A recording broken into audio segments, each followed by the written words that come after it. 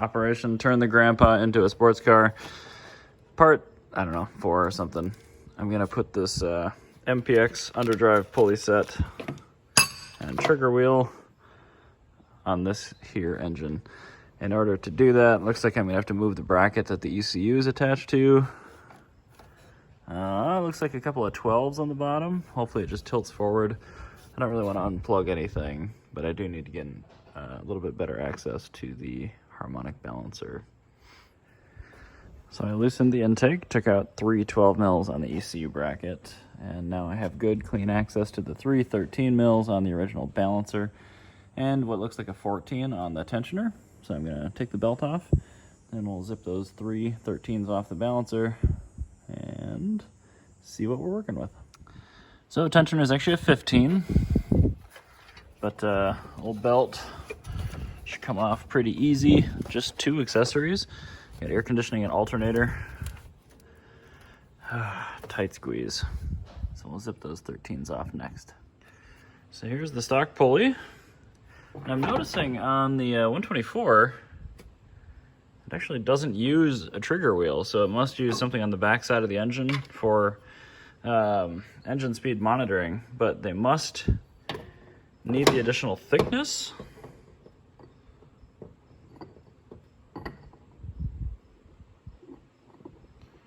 Yeah, so it looks like I have to put the trigger wheel on just to maintain that additional thickness. I'm gonna have to look. I think I see the pin right on the top down here.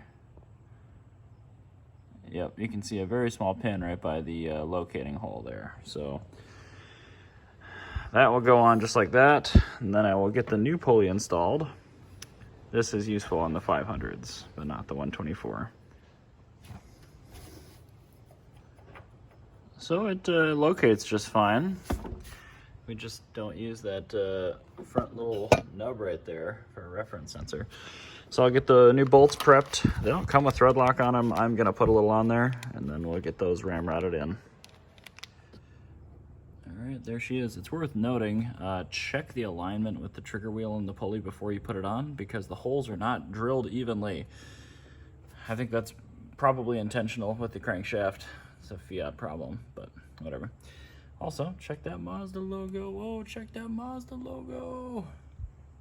Everything else got Mopar. All right, time to get the new belt on. My kit comes with this, mainly for my own future reference. That's what I buy to replace it. 5PK 1220, which is for a GM Ecotech, looks like. I don't know, there you go. And there it is. Bolt everything back on. All fits nice and snug.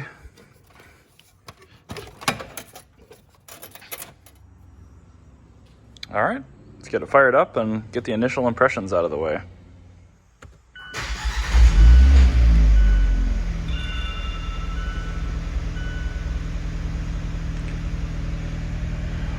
Well, everything looks to be working there. Silly radio hijacking me. Air conditioning still blowing nice and cold. Charge lights nowhere to be found. Let's go take it for a quick warm up. That looks interesting. Looks like you got a 12 holding the cross pipe onto the trans there. I have to pull off the entire under tray. Looks like I'll need to pull an O2 sensor. And then a couple of 10s or 12s on the actual downpipe there. Interesting. All right, well, even on a new car, use shear bolts, but everything came off relatively cleanly. Now to get the new cross pipe.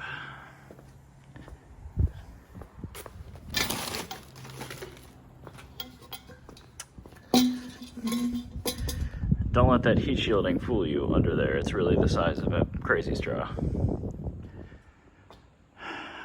So they include new nuts and washers. The nuts suck. The washers won't fit if your studs break, but there is enough clearance if the studs do break to use regular I think 6 those are, nuts. And This doesn't even come close to lining up with the support bracket, but the clearance is just fine. In fact, there's actually a room for a lot more.